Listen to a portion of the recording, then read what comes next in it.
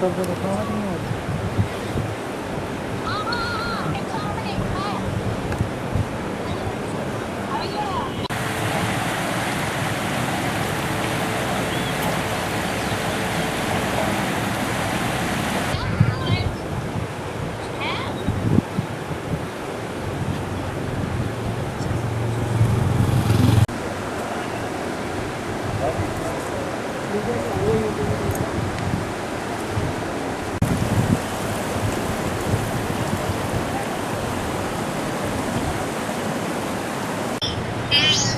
चंडी देवी हैं।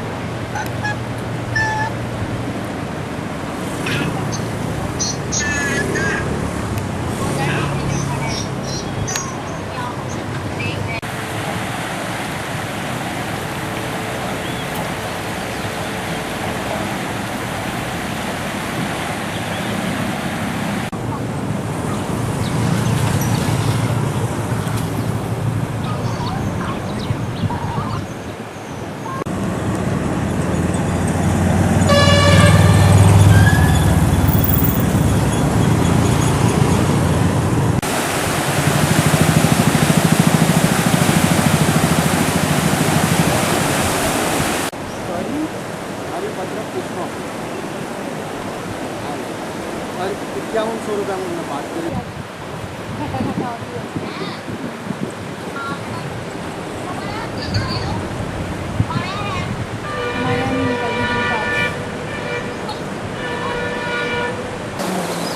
हाँ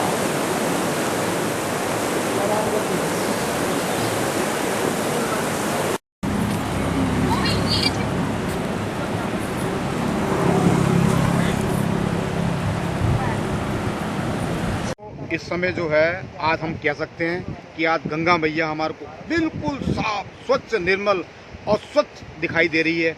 आप देख सकते हो कि इसमें जो गंगा के अंदर चाहे वो मछली है, चाहे वो जीव जंतु किसी भी प्रकार के प्राणी हैं, चाहे वो किसी भी प्रकार की धातु है, आप उसको बिल्कुल स्वच्छ आपको साफ दिखाई दे रही होगी।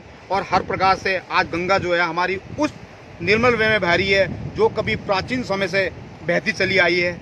और आज जो है गंगा का जो ये जल है, ये वाकई में लगता है कि आज वाकई में ये गंगा जो है बड़ी सुंदर और बहुत पतित पावनी दिखाई दे रही है।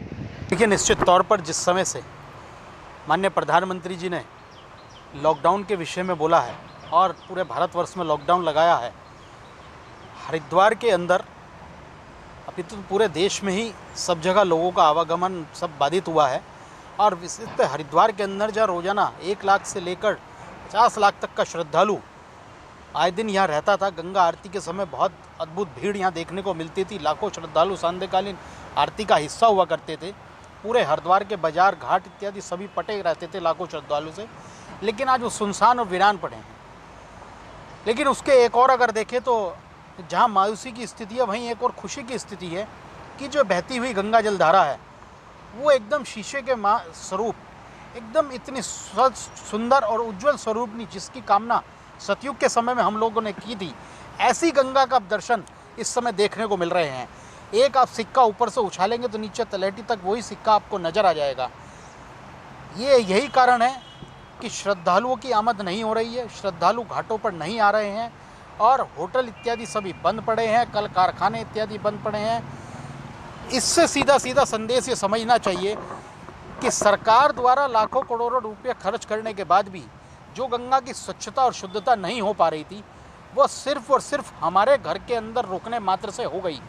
उसका सीधा संदेश ये जाता है, गंगा ने संदेश देने का प्रयास किया है कि आप लोगों के कृत्य के कारण ही श्रद्धा और मोक्ष की कामना आप करते हैं, लेकिन आप द्वारा किए गए पाप कृत्यों के कारण ही गंगा मैली होती है और आप द्वारा छोड़ी हुई गई गंदगी, आप द्वारा बहाई गई गंदगियाँ के कारण ही गंगा अशुद्ध और मैली हो जाती है। लेकिन जिस प्रकार से गंगा का वर्तमान स्वरूप दर्शन हो रहा है, इससे संदेश इसी प्रकार का जाता है कि श्रद्धालु जब तक अपने मन के अंदर गंगा के प्रति इस स्वच्छ स्वरूप का दर्शन नहीं करेंगे तो गंगा अशुद्ध ही रहेगी। और गंगा को वैसे तो गंगा से पवित्र और शुद्ध कुछ नहीं हो सकता, लेकिन गंगा का रंग जिस प्रकार का स्वच्छ चाहिए, जिस निर्मल चाहिए, वो इसी प्रकार का बना रहे। इसमें मैं सिर्फ इतना सा कहता हूँ अन्य क्षेत्रे कृतं पापम तीर्थ क्षेत्रे विनश्यति, तीर्थ क्षेत्रे कृतं पापम वज्रमापे लिप्यति। अर्थात आप कहीं भी कोई पाप करेंगे तीर्थ में आकर समाप्त हो जाएगा, लेकिन तीर्थ पर आकर आप पुण्य कामना के साथ आएंगे और उसके बाद पाप कृत्य करेंगे तो वज्र के माप होगा। पुण्य कितने भी पुण्य कर लें, कितने भी तीर्थाटन कर लें, वो उस पाप का कभी खत्म नहीं होगा।